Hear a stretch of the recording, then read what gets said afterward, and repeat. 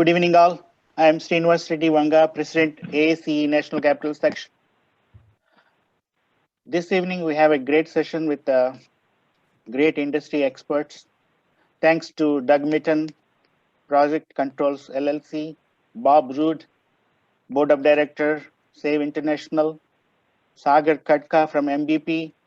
He was the chair for AACE Certification Board previously. That's great. Today, our sponsors for today's meeting are CES Consulting and Michael Baker International. CES Consulting has a very rich, talented experts, and they have A to Z services, construction services. And Michael Baker is celebrating its 80th anniversary this year.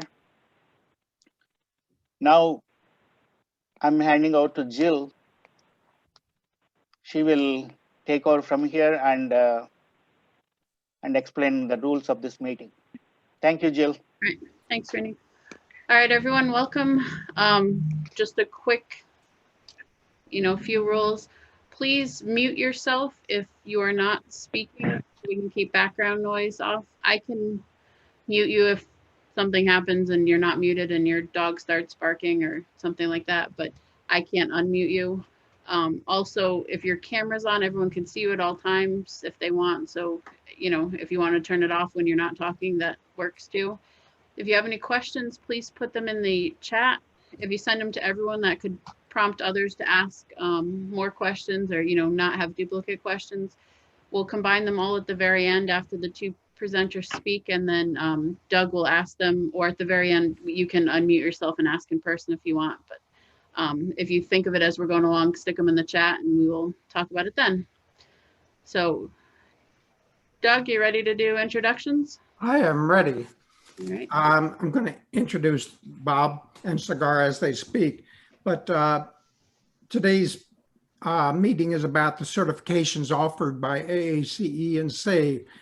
Now, I am both a certified cost professional and a certified value specialist and have been for 30 years. So it's been my focus to present the qualifications primarily for those two certifications, although I'm very interested to hear about the other certifications that AACE has. I'm a past president of the local chapter of AACE, and I'm currently on the board at SAVE. So I find myself in a position kind of with a foot in both camps. And one of my focuses over several years has been to try to get more joint meetings. There have been several, but I think the both associations have a lot to learn from each other and a lot to contribute to each other. Regarding the VE studies that I've facilitated, about 95% of them have had a cost professional on the team, somebody that can do both initial cost estimating and life cycle cost estimating. Between 10 and 20% have had risk positions on the team, cost risk. A few have had schedule risk. That's where we have professionals allocated to deal with those issues. All of my studies deal with risk at some point, but we don't often get slots for everybody. One other reason for doing this is just to promote learning. I'm very much into certifications. In my career, I've gotten, I think, 5 additional certifications at different times. I haven't kept them all up, but they've related to work I've been doing in either cost engineering or value engineering. And they've been tremendous opportunities to learn. And I certainly encourage everybody to become certified in either what we're talking about tonight or other things, primarily for the sake of learning. Now, tonight, I'm going to be the moderator, and Jill explained the rules.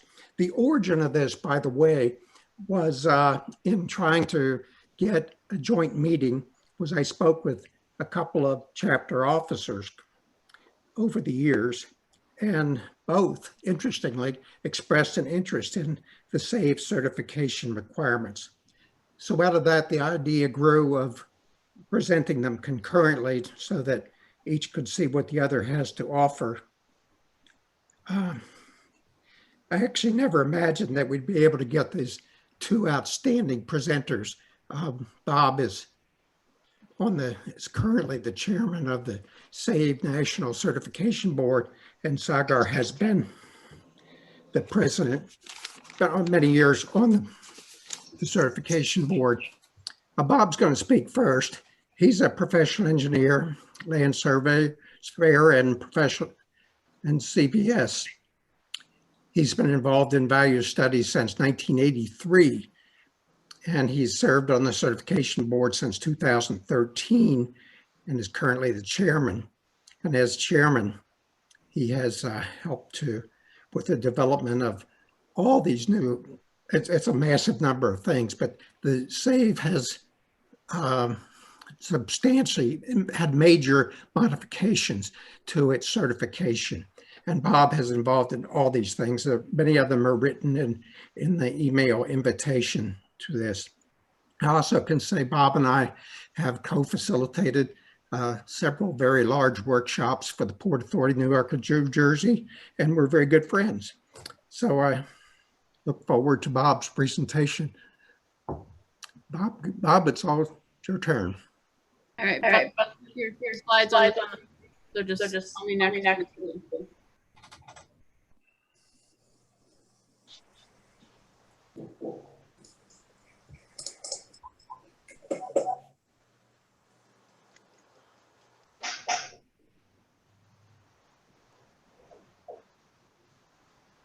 Bob, you're talking.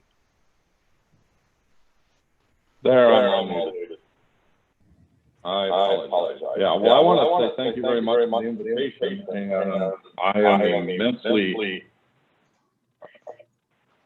pleased to say that our organization has been looking for. I'm going to my speaker. Yeah, hold on, everybody. If you're not Bob, we don't get the echoes. Been looking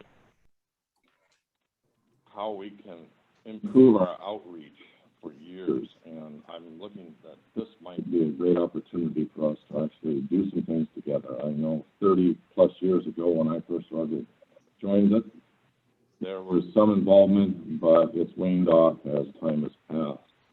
So anyway, as Doug said, we've been changing a lot of our objectives for certification, and it started with the need to identify really the professional competencies that we expect to exist in a certified value specialist who's beginning on a career track. We also endeavored and wanted to become ANSI compliant, and we originally thought we wanted to become ANSI certified, but the financial burden of that annually is way beyond our ability. So we have changed our means and methods to become compliant with the ANSI requirements. And in doing the changes that we have, it's removed a lot of roadblocks to certification. One is especially here in the United States, that people are in many instances in the western half of this country, they are geographically limited from getting access to the experiences that are necessary to sit for the exam. Another is that the time that it used to take for a person to become certified has been greatly shortened, and I'll talk about that a little bit later. Okay? Next. We have two levels of certification now. One is called a VMA, Value Management Associate, and the other is a Certified Value Specialist, delineated by the term of just CVS. In doing that, we've eliminated, many of you might be aware of some of our other certifications and some of the past history, but the VMP, Value Management Practitioner, the AVS, Associate Value Specialist, and the Life Certified CVS have all been eliminated. The only thing moving forward that we'll have are the two, VMA and CVS.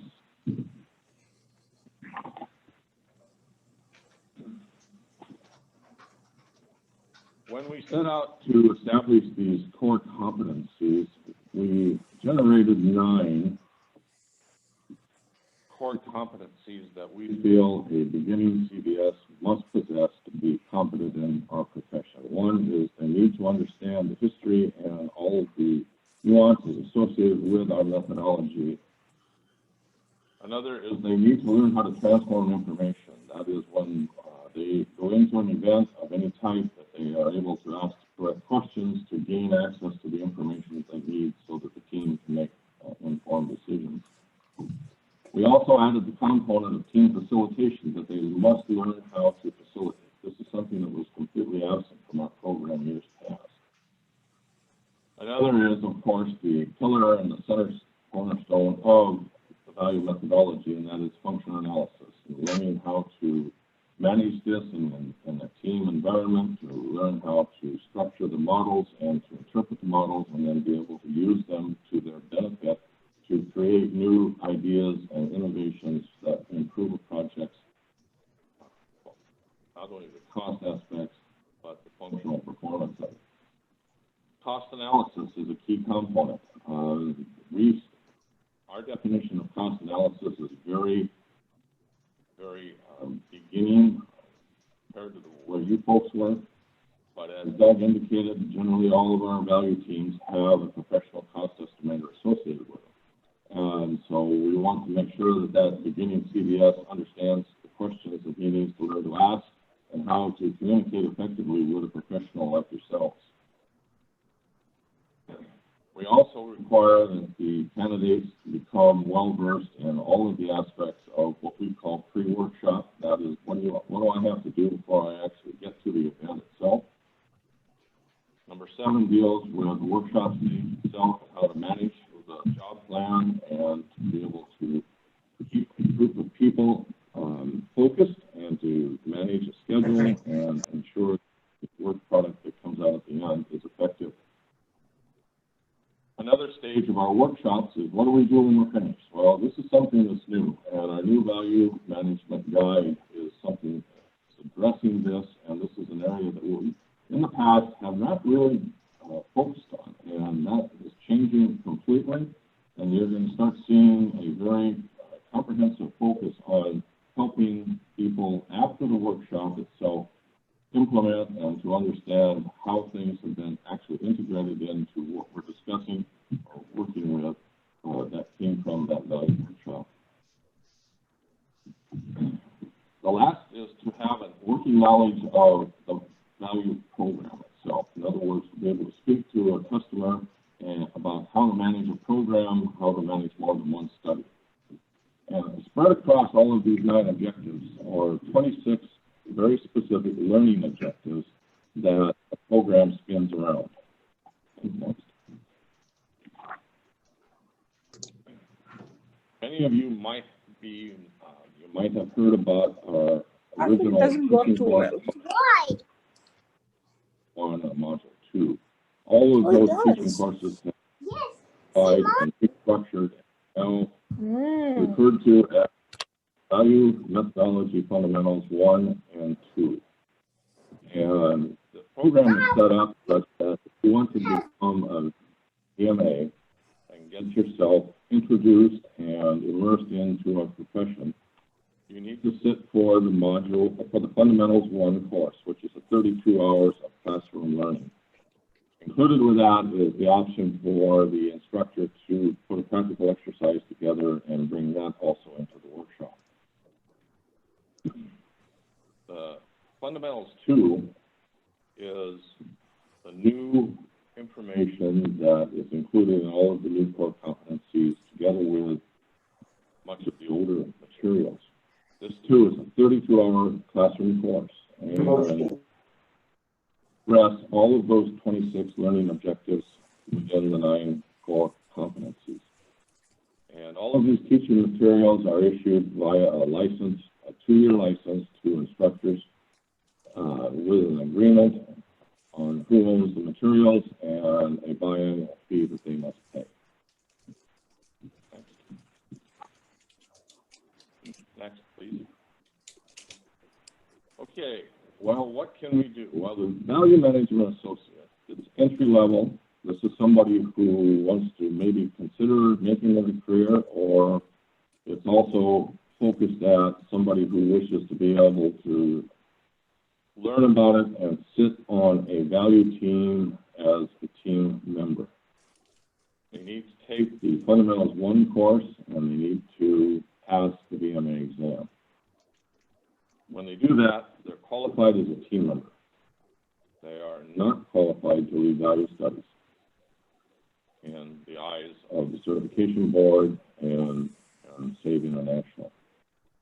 To lead a study, you need to become a CVS, a Certified Value Specialist. And to obtain that, you must have taken both the Fundamentals 1 and the Fundamentals 2 course. You have an additional series of detailed activities that you must move through that I'll show you here in a moment. You must submit your application for approval, and that's a line item because it takes a bit of effort to do that, and many times, I'd say half the time, the initial response or the initial submittal is rejected and needs to be strengthened up and improved and made more robust. And you need to pass the CVS exam. And when you do that, you're at what we consider to be entry level, and you're qualified to lead studies at that point in time.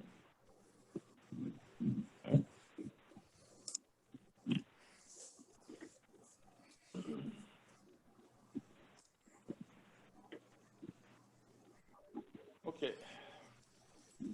The initial set of qualifications to become a CVS requires that you have 240 what we call contact hours.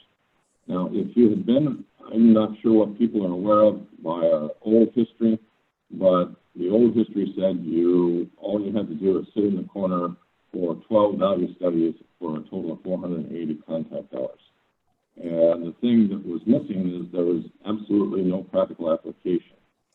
If you were a fly in the corner for 12 studies and they met the satisfactory requirements, that met that requirement completely. And we've changed all of that. We've reduced it to 1/2 to 240 contact hours, which means you need to have a minimum of 6 and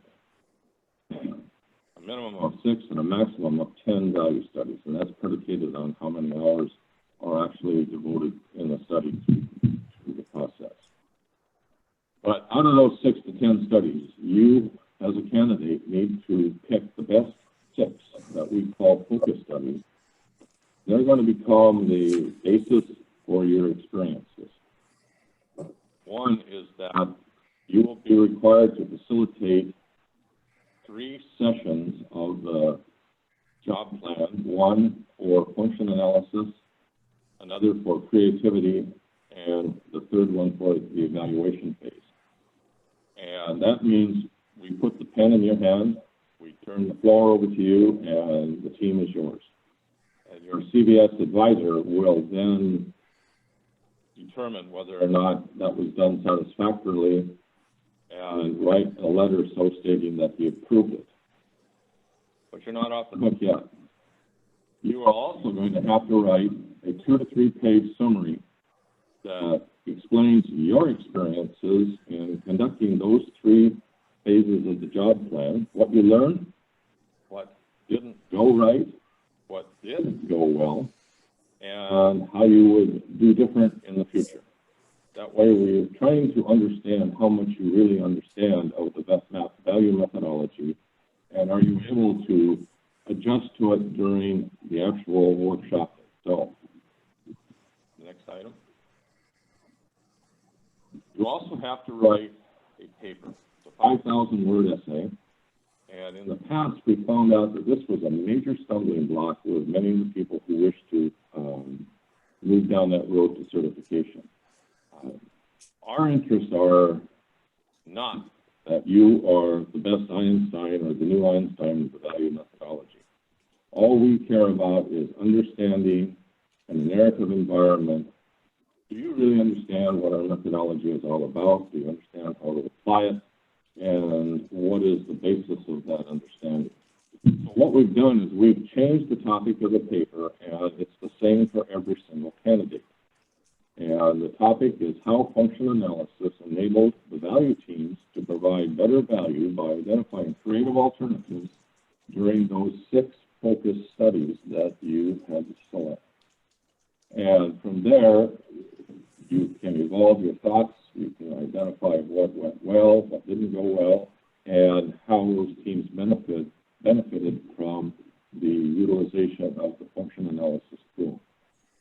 Next page, next item. You also have a learning component in our CBS qualifications. One is that you need to have time to participate in conferences, chapter events, and also courses or classes that you can take. You need to have a minimum of 24 hours of facilitation, education, and experience. And in addition to that, we've changed the requirements for people who used to be in the value program manager seat and found it difficult to gain access to workshops. So we've changed that to make it much simpler and more straightforward for value program managers to achieve their CBS certification. Next. Another component of qualifications is under what we call SHARE. You are encouraged to do value management presentation, both inside your work environment and outside of your normal work duties. If you're on the building committee for your church, there's a perfect opportunity. If you are trying to champion this inside of your company, there too is another set of opportunities that we will accept as experience in giving presentations on value management methodology. Also, if you wish to get involved at the chapter or the society level for service to SAVE International. And if you wish to publish, we entertain that, and you will receive sharing points for that. Okay, next slide. So we'll assume that you've received your CBS, and now what are we going to ask of you to keep yourself current? And again, our old program, all it did is required you to go out and do a few more studies. And we've changed that because you really don't learn anything. What we want to do is we are trying to increase your depth of experience as a professional. So a BMA is going to, every 2 years, have to demonstrate that they have achieved 8 professional PDUs, professional development units, of continuing education and experiences. And there's an annual fee associated with that. The CBS is required to produce 40 PDUs biannually. And again, there's an annual fee associated with that too. And these PDUs can be earned by coming to our conferences, which is really what we're trying to structure to, or taking other classes,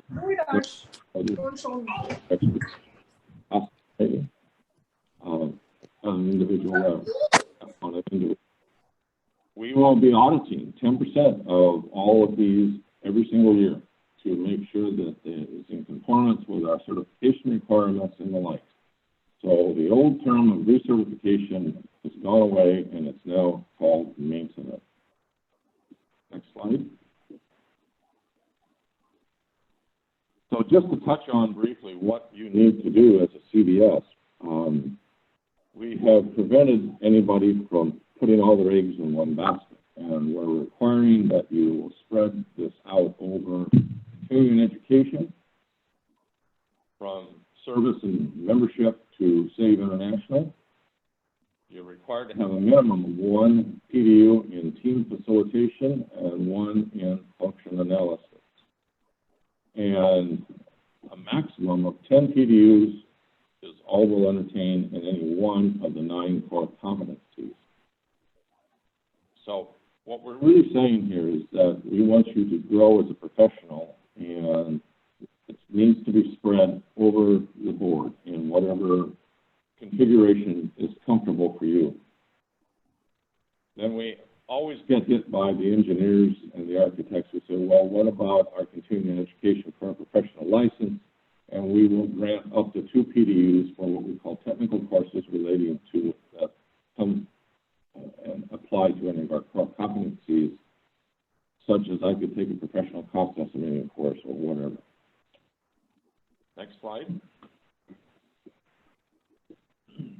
So in closing, we have essentially reduced that path to certification from 4 to 6 years down to 18 to 24 months. And I will say this, we are seeing some very wonderful candidates passing the exam who have achieved that easily within 24 months. And you need to keep in mind that this certification program applies worldwide. AACE International has 5 affiliate organizations in the world, together with numerous other chapters throughout the world. And in total, we have about a little over 1,100 CBSs in the world. But only about 25% of those are in the United States. The rest are elsewhere in about 30 to 40 different countries. Testing worldwide, we have gone to an electronic testing service that has testing centers throughout the world. Essentially, you're within an hour's drive for the most part to a testing center wherever you live in the entire world. And with COVID and the issues we're all dealing with, yes, we have moved into the virtual world. We are now entertaining virtual teaching and the conduct of virtual value studies. For example, the Corps of Engineers in the United States has already done over 100 virtual value studies. And it's all very good. It's all thumbs up. It's very positive.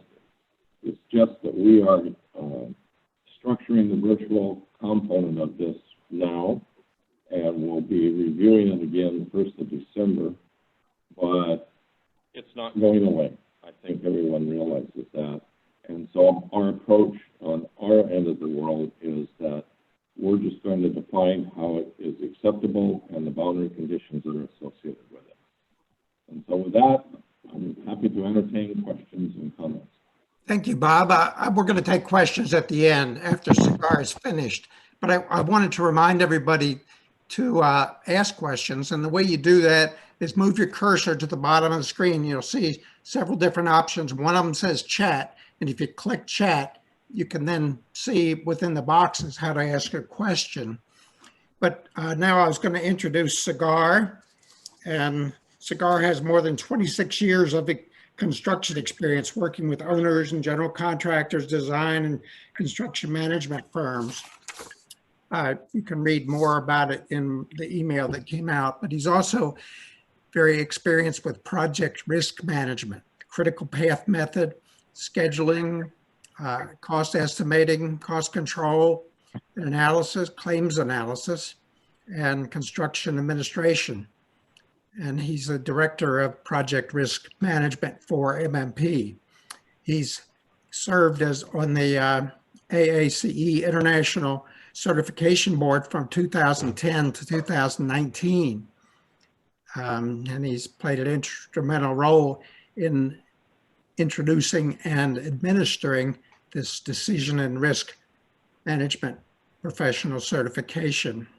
Look forward to hearing about that.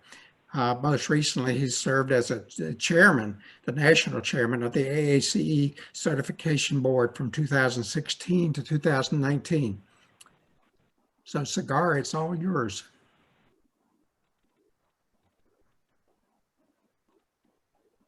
Sagar, you're on mute. There you go. Jill, are you going to take control of my computer, or are you going to give me the control? No, you can do it. Let me do that. Unless you want me to do it, let me know. Let's see if I hit the right one. There you go. Okay, that's good. Let's see if I can hit here. So Bob just went through that. I'm not going to bore you with this information anymore. SAVE has 2 major certifications, CBS and the other one, associate level. We at Certification Board have these many certifications. So this presentation is going to be not so much as to how to get to the level of certification, but more of a how many are available and what it takes, what the credentials are. So it's kind of staggered. So at the beginning of the career, you have a degree or you have some experience, but you are not there professionally. So we have certifications that are the technician level. You have been in the industry for a number of years, have an undergraduate degree or so, and then you have been practicing in a certain area. Then we have a professional level certification. There are 4 of those. Then you are deeper into your career and you have developed an expertise. We have 2 of those certifications. The top certification expertise level is more based upon the experience over a long period of time, not so much as theory, even though theory will, if you do not have the theory, it will become a handicap. So let's go to the technician level. There are two types of technician level certification. One is all encompassing certified cost technician, which is a technician level certification for the certified cost professional, what we used to call it certified cost engineer. And then we will have our credentials to come later. The certified scheduling technician is before getting into the PSP, which deals with being able to use all kinds of scheduling techniques. And at the professional level, we have a certified cost professional, what used to be CCE for some of the, I guess, original folks within AACE. We have a certified cost estimating professional, earned value professional, and planning and schedule professional, and the experience and all that will come later. And for the expertise level, we have a CFCC and DRMP. There is a slide somewhere in between where we will also discuss about a new certification that AACE is working with, a technical board, education board, and the certification board work together, come up with a new certification. Technical board has the responsibility to come up with a certification itself. Education board has a responsibility to come up with the study materials, and certification board does what it has to do to make the accreditation and also administer after the certification has been tested and formally offered. Let's see, certified cost technician and certified scheduling technician. This is something that is being offered to the senior level folks at a college, if they're going to college. But if you don't have a college degree, but at least have a 4 years of experience doing either the cost related work or the scheduling related work, you will be eligible to sit for the exam and take the exam. So there are many folks out there who have a technician level certification, and it's working pretty well for them. Parallel to CCT and CST for AACE, CMAA has a CMIT. So that is the technician level. And let's go into the professional level. It starts with the CCP. So for the professional level, the expectation is that you have a 4-year degree, and then you have gotten into your experience, professional career, 4-year plus, have practiced certain area, in certain area, have developed some level of expertise, experience, and all that. Then or if you do not have a college degree, after 8 years experience, you are eligible to apply to sit for the exam. And how many hours of exam, all that will come eventually. And this is a professional level. CCP, what used to be called CCE, is one of the most recognized, one of the oldest certifications, the oldest certifications by AACE, but one of the older certifications by any organization that has been accepted, respected by the employers and also government agencies. Now this slide covers 3 different certifications: estimating professional, earned value professional,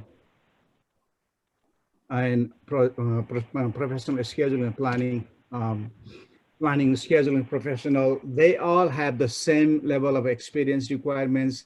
They all have the same level of credential requirements. Only difference is the area of focus.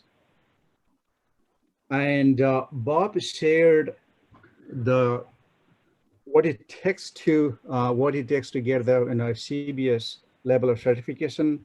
While he was presenting this, I added this slide into the original slide that I sent out, which is for every one of a certification that AACE offers, we have what we call required skills and knowledge. That's about close to 50, 60 pages long of a document that outline. This is, as you can see, it's a six of 21 pages that outlines what are the required skills and knowledge for project cost estimating. And every one of those SNK has of this 46R11 to go by. And as you can see here, you have the types of a knowledge areas or competency that you are supposed to be knowledgeable or familiar with. This was published in January 2013. So this one applies to CEP here. As you can see, 81 and R13 applies to EVP. Same thing, required skill and knowledge, SNK, general tool, and then usually in AAC, we go by 81R13. So every one of a certification at the professional level and expertise level, we have this SNK developed. As you can see, it is 22 pages document. It has a flow chart. It tells you everything that you need to know about the certification in terms of technical depth into it, areas of competence in it. And then, as I said earlier, there is the education board that publishes the study guide to help the candidate to prepare and pass the exam. So we are now moving on to expertise level certificate. CFCC has a very, very high level of expectation in terms of a number of years into the industry, and also, practicing it. You have to be testifying expert or be there. And as you can see, it requires 12 years of a claims experience to be able to sit for the exam and then to be able to pass the exam. I remember when I was serving as the chair of a certification board, and there were some studies done, some kind of metrics done. I think the average professional career of all the CFCC holders were around 22 or 23 years, not even 12 years. By the way, when we have a question later from the audience, I just noticed 3 individuals who currently serve on the certification board. One is the Charlie Bolliard himself. He is the current chair of the certification board. Other name I saw was the Kim Forbes. She serves on the certification board on the PSP certification committee. And maybe I saw George Ostermeyer. He is all-rounder. So the reason I was talking that is because you also have a chance to read some of the requirements here. DRMP is another expertise level certification. This was intended for those folks who have been in the industry practicing quantitative, qualitative life cycle decision-making type of risk assessment, have had at least 20 to 10 to 15 years of experience. And this certification was developed around 2008 through 2012. It was offered 2012, and as it turns out that there are not too many candidates who are who have the credentials to sit for this exam. There are, but not too many, and those who are already practicing, they may not need DRMP. So out of that experience over the last several years, we have come up with a new certification that I will share shortly. Here is the related SNK for DRMP. It is numerically 71R12. This 71 all stands for how many RPs we have out there and what, what it stands for. So every one of the certifications there we have a SNK behind it. Now, this is the certification we're talking about, new one coming. So there was a kind of a catch-22 situation with a DRMP where unless you have a very extended experience doing, risk assessment work that involves decision analysis, life cycle portfolio, and quantitative, qualitative, it was very hard to come up with a credential with 8 years of industry experience and 4 years of actual experience in the risk management. So it became a little difficult to get the candidate, and it ended up being very high. So to solve that demand, and there are a gajillion applications that we have received at certification board who would perfectly qualify at the PRMP level. So in the last 8 or so, 2 years or so, we have been working on this certification, and this has the same level of a weightage as any of these professional level certifications, and same level of credential requirements. 8 years of total industry experience, or 4 years plus 4 years. Out of these 4 years, you would have a hopefully related experience in the risk management field. And we have a general timeline here to come up with this certification. SNK is currently being finalized. Out of that, we will do some gap analysis and come up with exam questions to fill how many questions we need for the PRMP. Many of these would also come from other examinations. We are shooting for testing, having a beta test in February. And the feedback that comes from beta test will go into the study guide, hopefully come out by April, May of 2021, and then be able to actually offer this certification formally in our next annual conference meeting. That is that.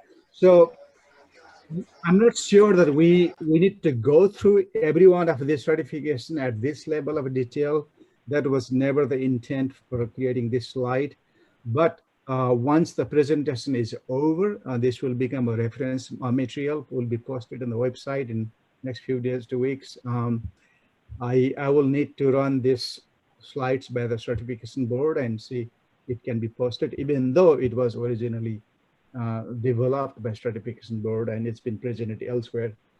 So as you can see here, per CCT and CST, 3-hour exam, 100 multiple choice questions, open book, and some level of calculator formatted. CCP is the only one that doesn't have a memo out of all the professional certification expertise level, 5-hour exam. And CEP, EVP, PSP, also a 5-hour exam. 119 multiple questions, as you can see, and 1 memo assignment. PRMP will fit somewhere in this category, and CFCC also is a 5-hour computer-based testing, and here are the basic competency tested. So let's go to the next slide. Technician level certifications are meant to be stepping stone to get to the next level of certification. At least that is the intent, to be able to get the certification, practice it, and go to the next level. So by default, after 40 years, they expire.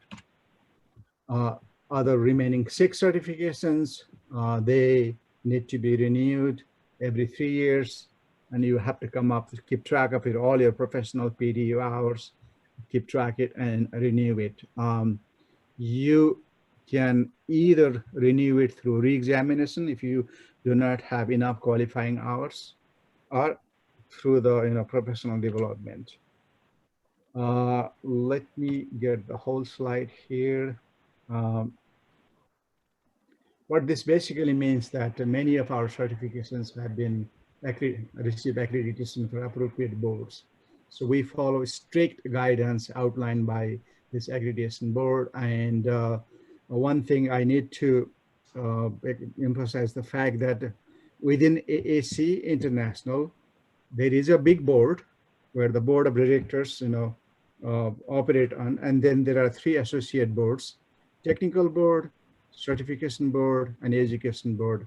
And within those 3 boards, certification board has always remained autonomous, and it has its own charter, it has its own book to go by, and that's how we maintain our independence and we maintain our accreditation. Let's go to the next one. Why do we need certification? So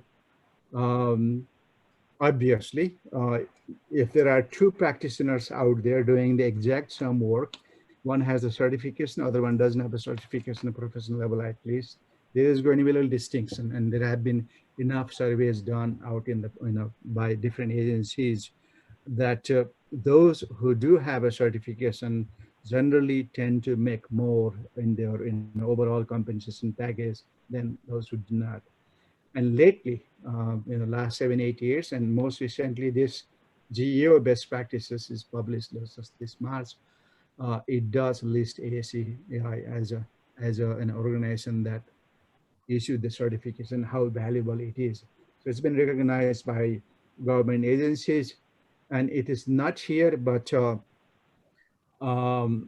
Federal Transit Administration, when it looks for risk professionals, they are listing decision and risk management professional as one of the requirements for people to qualify to operate on behalf of FTA as a PMOC contractor. I'm towards the end of my slides now. So if you would like to know more about certifications, have questions, are interested, want to write exam, are worried whether you are eligible or not and want to have just a bounce around, this slide was created some time ago. The answer is not any one of these. They are not the formal communication channel about either talking about certification or talking about the credential, anything. Don't do that. That usually, they usually have either distorted version of what's needed. This is particularly important, was important around 2013, 14, 15, 16 time era, when a lot of people posted a lot of garbage in LinkedIn. The right person to, the right entity to ask, what do you get, or what do you need is, right, AACE. And within that, we have a dedicated website that has everything that you need. It's a matter of blocking, clicking those buttons there, and it tells about the qualifications and everything over there. And within that, we have assigned headquarter professionals that will answer your question whenever needed. You could contact any one of them through that email or call them with an extension number. That is the end of the presentation. What do I have here? Yeah, there's one more way to show that there are more SNK in every one of our certifications. So that is the end of my presentation. Jill, are you going to take the control now? Well, I'll take control. We've got one comment. There's been no other questions submitted, but I had some questions that were submitted or given to me, or mine in some cases. But the first question was for Bob. I was struck by the fact that when I took the exam, it seemed long time ago, 30 years ago, it was almost everybody was American and maybe 10% were not, it seemed like. But now, when you just said that only 25% of the CBSs are American, I'm very shocked by that. I don't know if you could comment further, or why is that? Sure, absolutely. No, you're right, Doug. There's 2 components to that. One is that 25% includes all of the old life certified CVSs. And while that designation has gone away, we decided not to strip it from those who had already earned it. And the majority of those are in the United States. So they're my age, and they're not going to be around forever. And so when you take those out of the equation, that 25% actually drops to about 15 or less. And the big animal who is the one who has embraced this and continues to produce CVSs is South Korea. And one of the things many people are not aware of, part of the reason why it's that way is Samsung, who now controls the electronics market and others in the world, embraced this value methodology in 1974. And I had the pleasure of touring the facility a couple years ago. And it's absolutely mind-blowing. It dwarfs what Deming did in Japan after World War II. And they have an entire campus and 5-story building devoted nothing to, it's a think tank, all based off the value methodology. They have their own hotel there for if you and I are working on a project and we didn't have the time to go home that night. They have a full service restaurant and hotel that we can stay in and continue our brainstorming work. It's absolutely impressive, and they control about 750 of the 1,100 CVSs in the world, and the rest are spread out all over the globe. Well, that's really interesting. Another comment that's been submitted was by George Obarnik, and he mentioned that SAVE has a published VM guide, value management guide, that is really the go-to document for learning about certification. Yes, I saw George's comment, and he's totally correct. We just finished this, and in fact, they're having some issues with distributing all the various forms of the document. But I haven't advertised it yet because I'm right in the middle of working with our education director on how and when we're going to actually integrate this into the course teachings, and then from the course teachings, the ripple down to the test. But he's correct. It does exist. It's only been out there for a month or so, and you can acquire it if you wish. But this is the new guide that everything will be based off of, and it's a fairly comprehensive document that was put together by a team of people from all over the world. But we're not ready to say when we're going to start teaching out of it for sure. I mean, it's going to be within the next 2 or 3 months, but we just simply have now to move forward with that work. The next question is for Sagar. Several times in your slides, you mentioned a 4-year college degree is required for this certification. What if somebody has only a 2-year college degree, but has lots and lots of many years of experience? Can they still get a certification? Oh, yes. Every one of those certifications actually either 4 years of a college degree plus 4 years of experience or 8 years of experience for a professional level.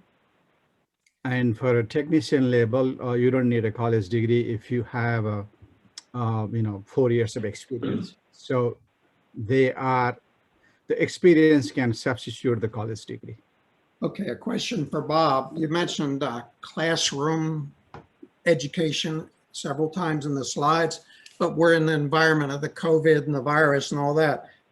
Have you guys thought through any accommodation for remote learning? Yeah, we implemented virtual teaching of VMF1 actually in June, and they're continuing to do that and the likes. And we've been asked to move it into the second course, and we're looking at doing that as we speak. But I'm not going to advertise that because I have about 24 instructors outside my office door drooling with the opportunity to get started on it. We'll get there, but Okay. we've been doing it very successfully.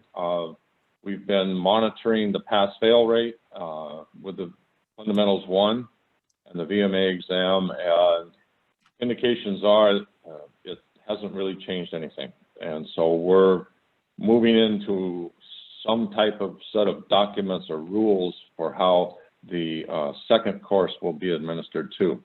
And there's differences because the second course, VMF2, is where it's really hands-on with each of the students to be able to teach them function analysis the way it needs to be taught.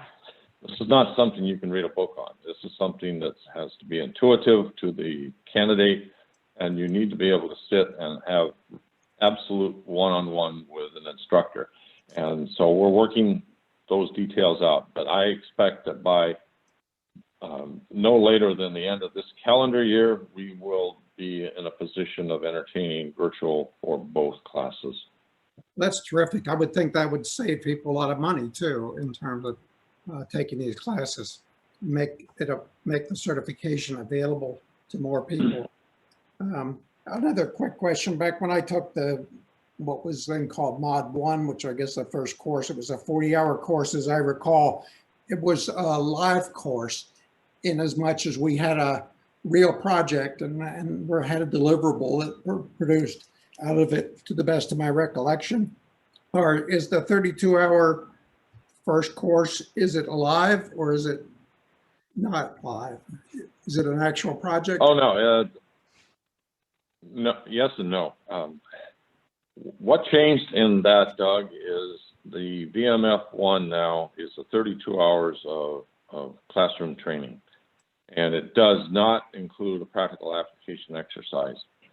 And there's two reasons for that. One is the old school that you're referring to, half of the time was devoted to this hands-on course, which is fine.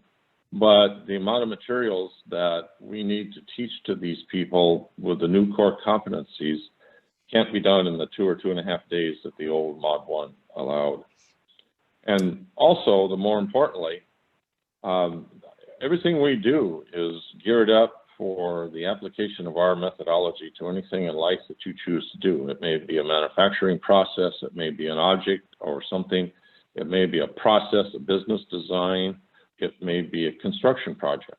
And if you think back, the majority, if not all of them, the old class examples were construction projects.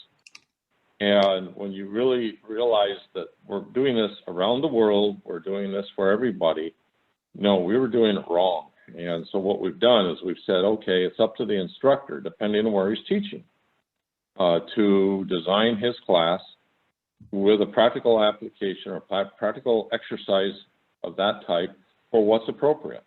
If I'm going to go to Ford Motor Company and go to the widget department and do a value management class, probably I'm going to use one of their widgets as the example project because they understand what they're talking about. If we're going into a business office that does nothing but business restructuring, we don't have concrete and steel and stuff like that. So the whole point is that this is the basic information that somebody needs to learn, and then you need to be able to adapt it to however you're going to teach and apply it. Wonderful. I'm still waiting for other questions other than just, I haven't seen any other questions yet, but I have one for Sagar. One is the relationship of your risk certification program to PMIs. And the reason I'm asking the question is I'm seeing more risk in value engineering, and I'm seeing requirements that people be PMI certified. And I don't know if you could comment on that or. Let me give the credit where the credit is due. It is the PMBOK or PMI that initially highlighted the importance of a project risk management. The flow chart, the 6 steps of doing risk management and the definition of risk management, they are the pioneer in that. So they do have a certification called PMI RMP, which stands for Risk Management Professional. It's about, I think, 3 hours exam. The experience has been that it is more qualitatively weighted than quantitatively.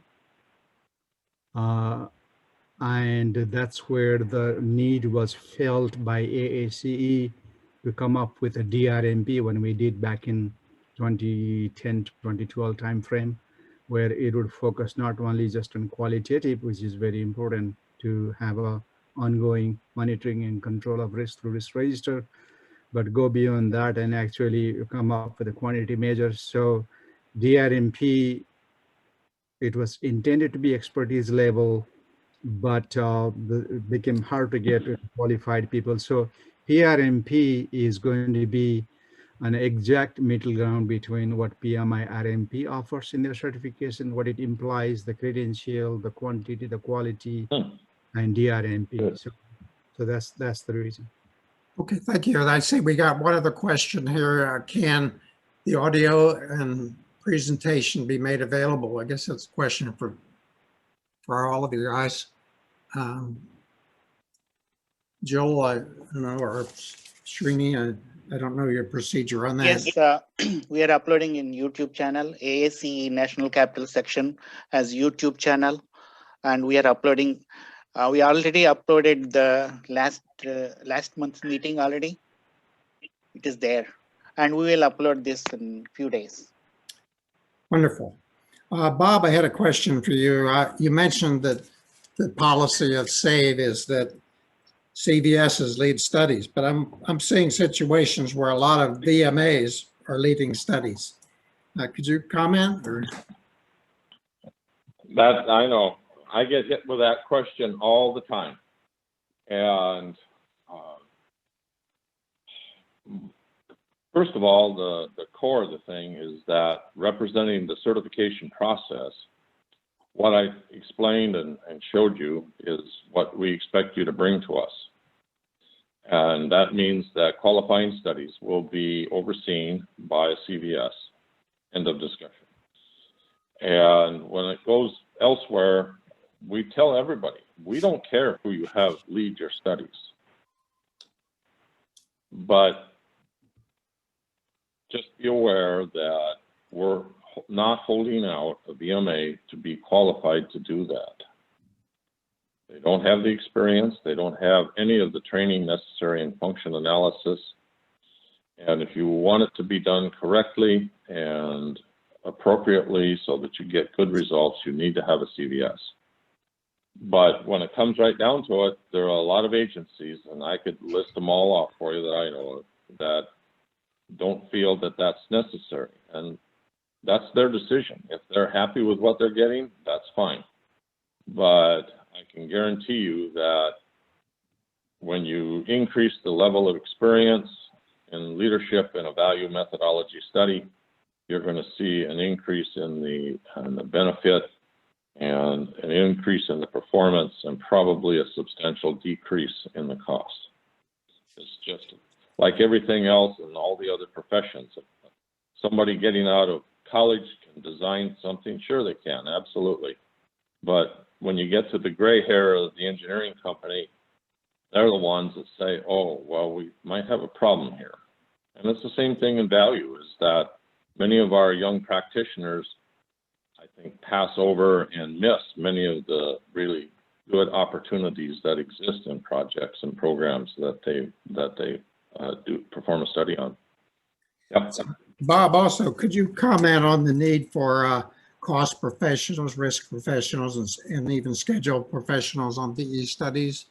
Like you mentioned earlier something about well, cost. I tell you, my world is construction, and I work in other worlds too. But honestly, we tell people if I don't have a good estimate and I don't have a cost estimator on the team, I won't do a study. Not everybody is that hard-nosed, but the bottom line is your world is not mine.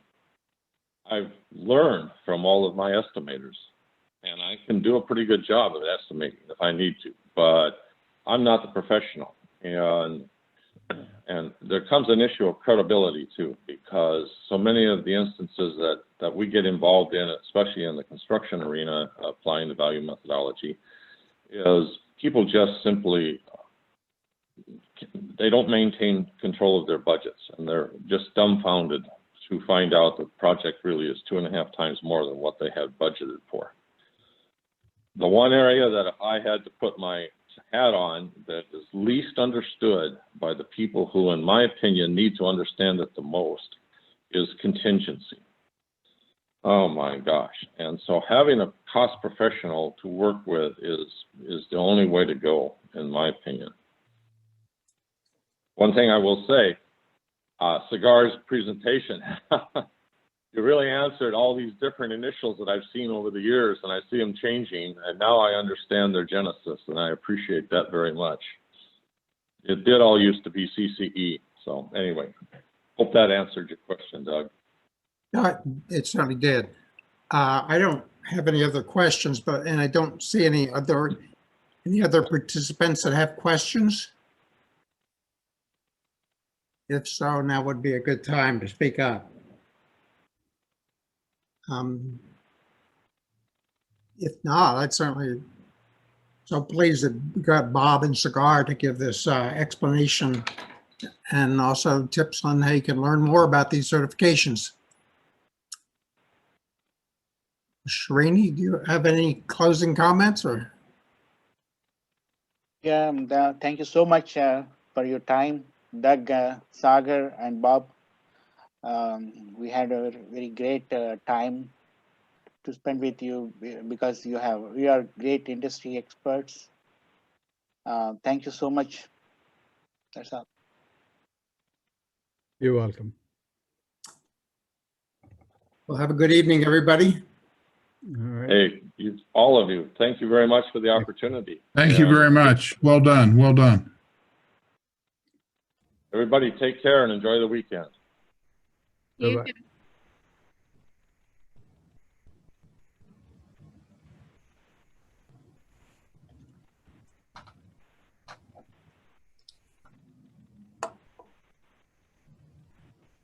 Good job, Doug. Well, thank you, Joe. I must say there's one little comment about presentations about the meetings. The 4 o'clock meeting seems to work out a lot better than having people come after work at 6 o'clock and hang around till 8 or 9 sometimes. It seems like it's potential for getting, to me, it's a big improvement on the old meeting way we're doing it. Oh, see, I'm just the opposite. Okay.